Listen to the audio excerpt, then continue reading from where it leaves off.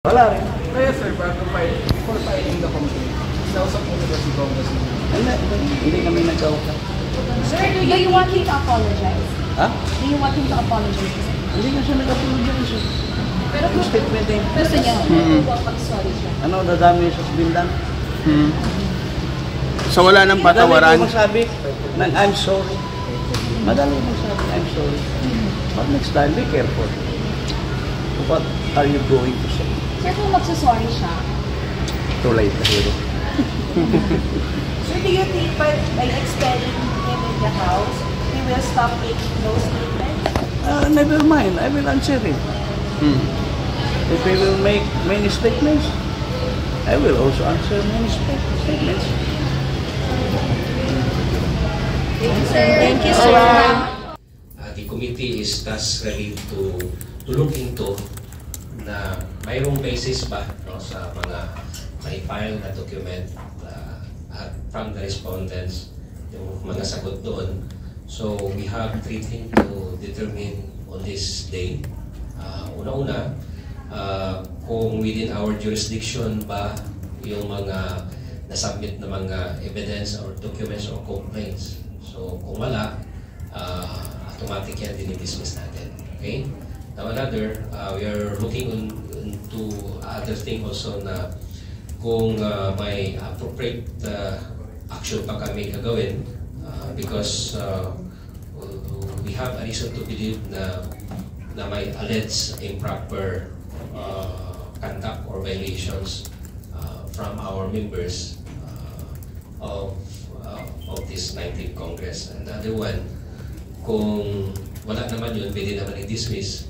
Pero kung mayroon, so the third thing that we are going to do is to proceed for the formal hearing, the adjudicatory hearing on that.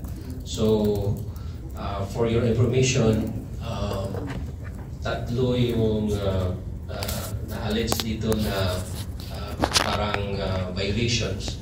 Una-una yung conduct of negligence, of duty just because of the continuous absences. The other one is also on the mga defamatory statement, indecent behavior during the speeches on the rally with regards to other government officials. Another one, yung seditious statement or words coming from our colleague also during that rally. So we need to deal with the 3 complaints or violations na binanggit, and this committee able to come up na we need to continue the hearing on next week. Okay, that's on Monday for the formal and adjudicatory hearing for I think it's more on the disorderly behavior, okay, on the statement being uttered during on the rally. But then today that we able to dismiss that just because lack of evidence, kasi yung ebidensya lang naman nila doon is the statement of one of the colleagues here na nanawagan na mag-duty siya dito sa Congress, and then there is no specific or very concrete documents on the part of the respondent. Napakita naman siya ng kanyang letter to the Secretary General of his request for allowing him to work in the district. Hindi naman lahat ang trabaho ng isang representative is really to nandito yung presence all the time. So kung may request naman napakita naman doon sa document evidence na nandun siya during mga relief operation kasi tinamahan man yung district niya. At yun ay nakita ng ating members at yun ang naging basis din natin.